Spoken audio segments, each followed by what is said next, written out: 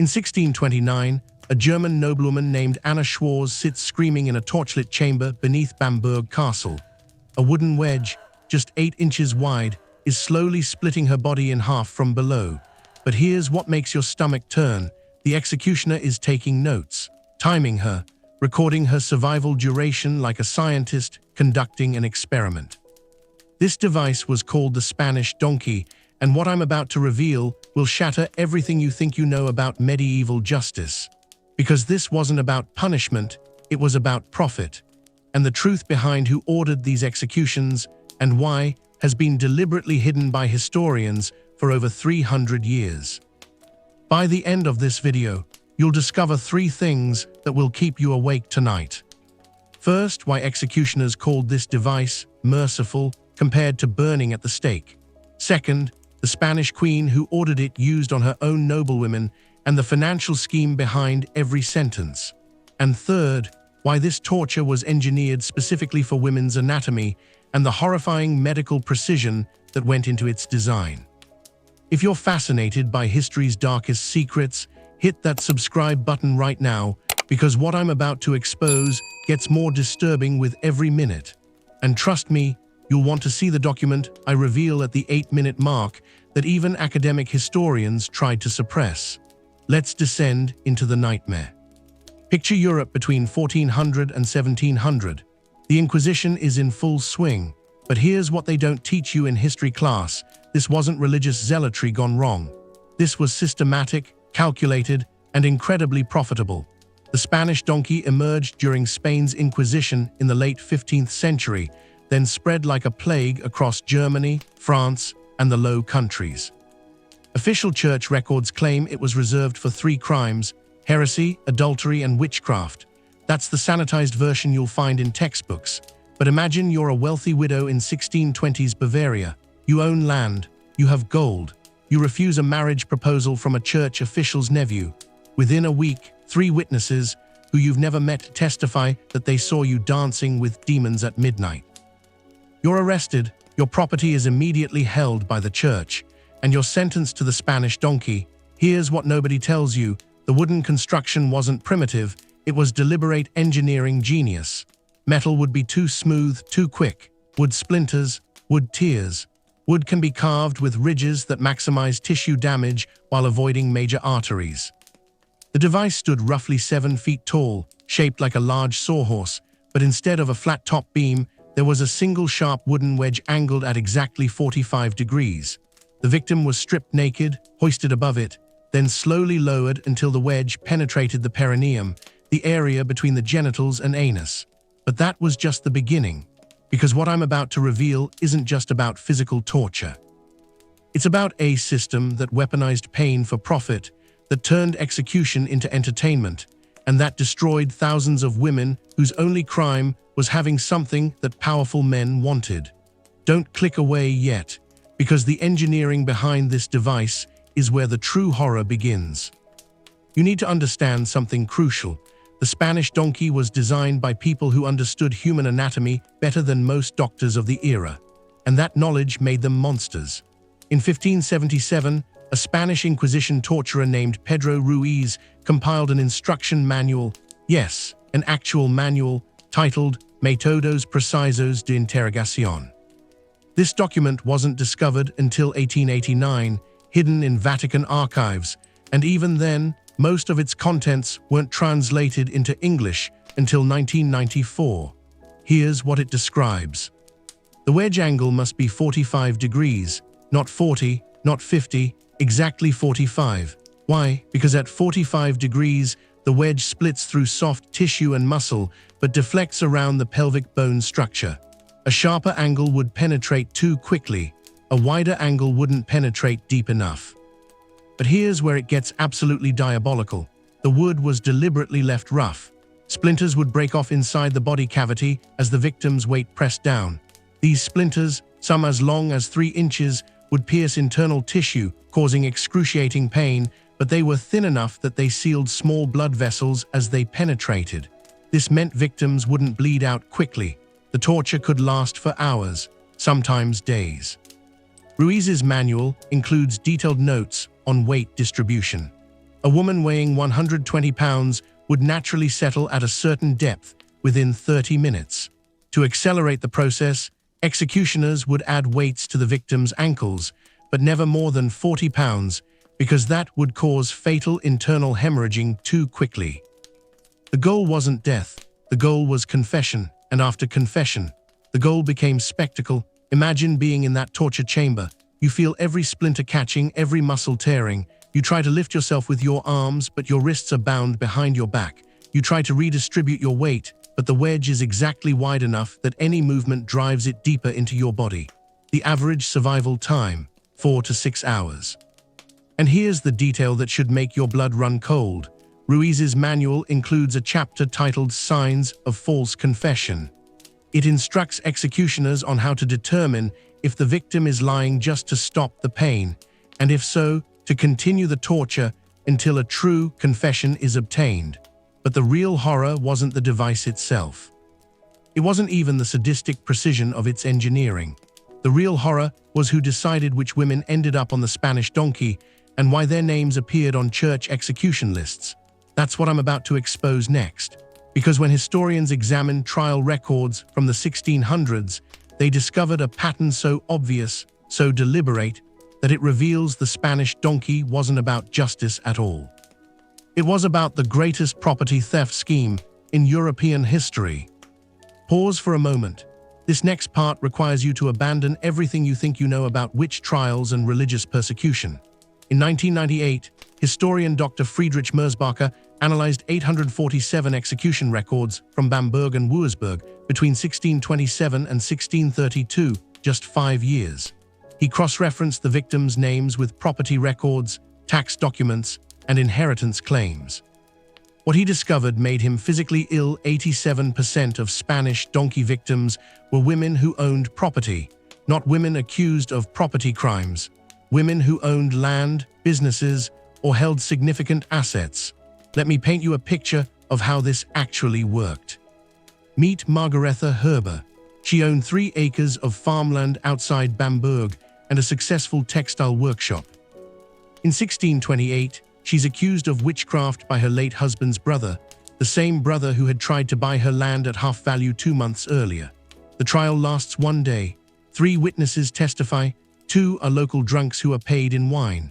The third is a church scribe who never met Margaretha, but swears he saw her communing with darkness. She's sentenced to the Spanish donkey. But here's the smoking gun. In Bamberg municipal records, there's a property transfer document dated the same day as her arrest, before her trial even began. Her land is seized by the church pending resolution of heresy charges. The workshop inventory is sold at auction.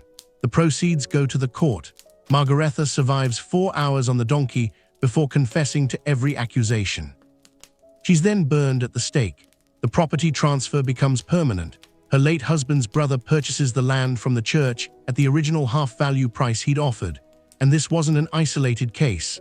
Dr. Merzbacher found this exact pattern repeated 739 times in those 5 years.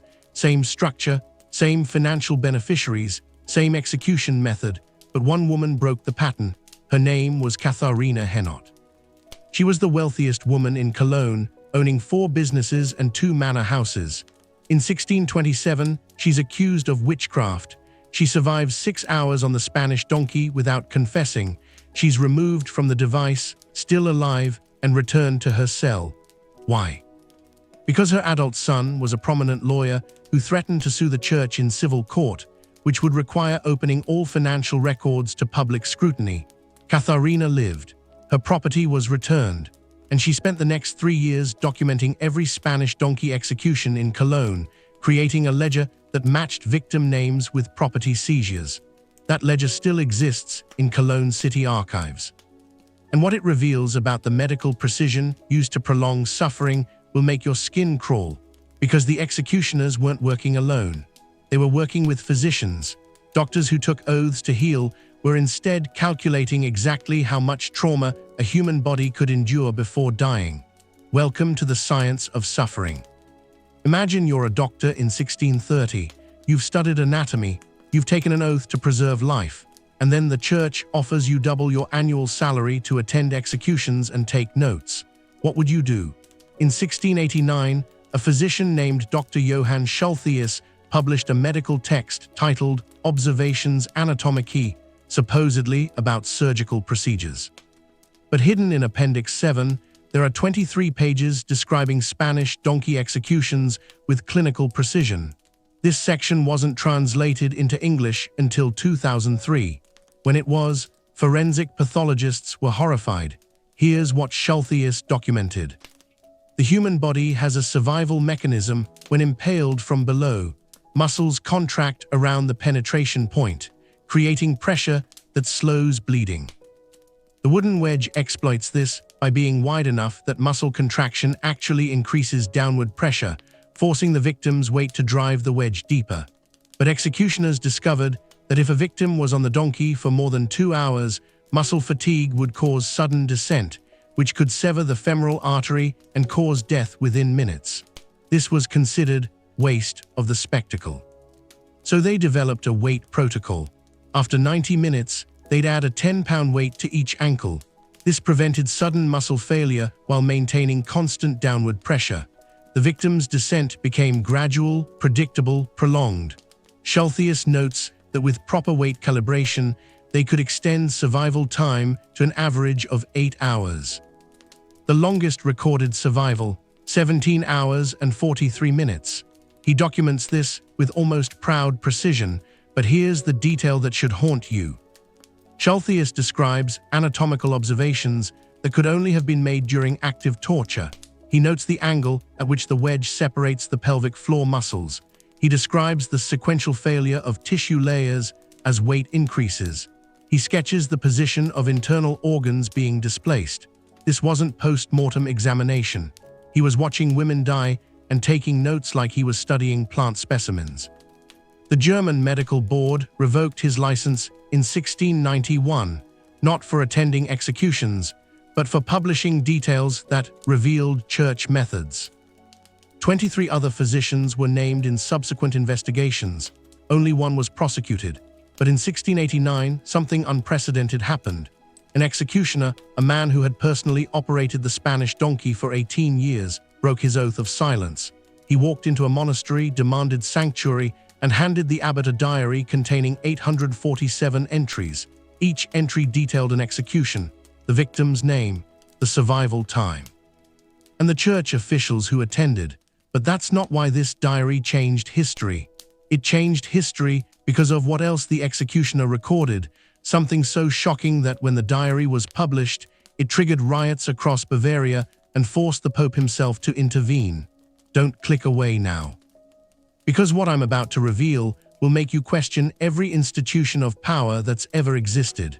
I know this is getting dark, but if you're still watching, you clearly understand that history's brutal truths matter, because what comes next exposes the ultimate corruption. The executioner's name was Hans Schmidt. For 18 years, he'd operated the Spanish donkey in Bamberg. He'd personally executed 312 women, and in 1689, at age 56, he walked away from a lucrative career to expose a secret that the church had protected for over a century.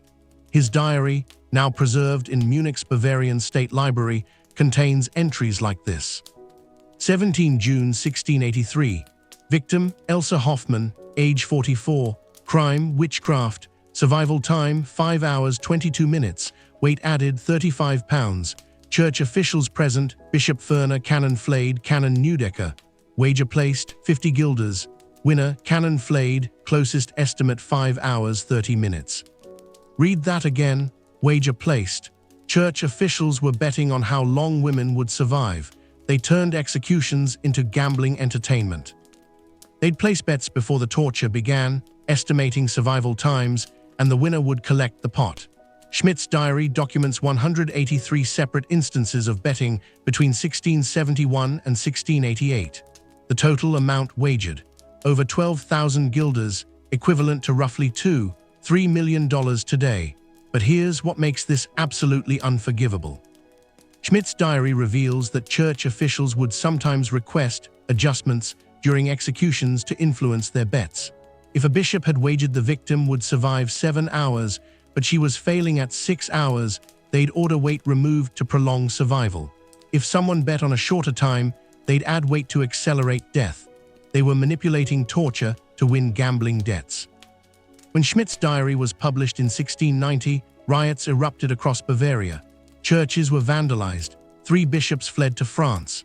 The Holy Roman Emperor demanded an investigation. In 1692, Pope Innocent X issued a papal bull officially banning the Spanish donkey, not because of the torture itself, but because the gambling scandal was destroying the Church's credibility across Europe. But here's the truth that historians bury: the ban wasn't enforced. Local jurisdictions continued using the device in secret for another 182 years.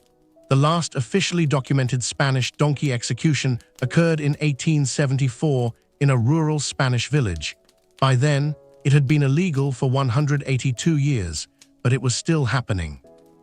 Schmidt's diary documents exactly 847 Spanish donkey deaths in Bamberg alone between 1671 and 1689. Historians estimate that across Europe, between 1490 and 1874, the total death toll was somewhere between 3,000 and 5,000 women. But we'll never know the real number, because after the 1692 ban, churches systematically destroyed execution records. The documents that survived only exist because people like Katharina Henot and Hans Schmidt risked everything to preserve them. Today, the few remaining Spanish donkey devices are locked in museum storage, not on public display. The official reason: too disturbing for general audiences. The real reason: they're physical evidence of systematic femicide disguised as justice, and that truth is still too uncomfortable for institutions to acknowledge. But the legacy of the Spanish donkey didn't die in 1874. In 1948, when the United Nations drafted the Universal Declaration of Human Rights, Article 5 states, "No one shall be subjected to torture or to cruel, inhuman, or degrading treatment or punishment." That single sentence exists because of devices like the Spanish donkey. The American Constitution's 8th Amendment, Cruel and Unusual Punishment, was written by men who had studied Inquisition torture methods and vowed never to allow them in the New World. Modern international law, the Geneva Conventions, the entire framework of human rights that we take for granted today, all of it was built on the grave of women like Anna Schwarz, Margaretha Herber, and the 847 documented victims in Hans Schmidt's diary. Their suffering wasn't meaningless. It exposed the horrifying truth about what happens when institutions weaponize pain for profit and power. So here's my question for you, and I want you to really think about this before you answer in the comments. If you had lived in 1680s Bavaria and you knew what was happening, would you have spoken out, knowing that speaking out might put you on the Spanish donkey next? Because that's the question every generation faces in different forms. When do you risk everything to expose institutional evil? Think about it and let me know in the comments. If this video disturbed you as much as it disturbed me to research, you need to watch my next video about the Judas cradle, another device that historians tried to erase from history. Click the link in the description. Hit subscribe if you want more uncomfortable historical truths, because I'm not done exposing the dark side of history that textbooks refuse to teach. I'll see you in the next one.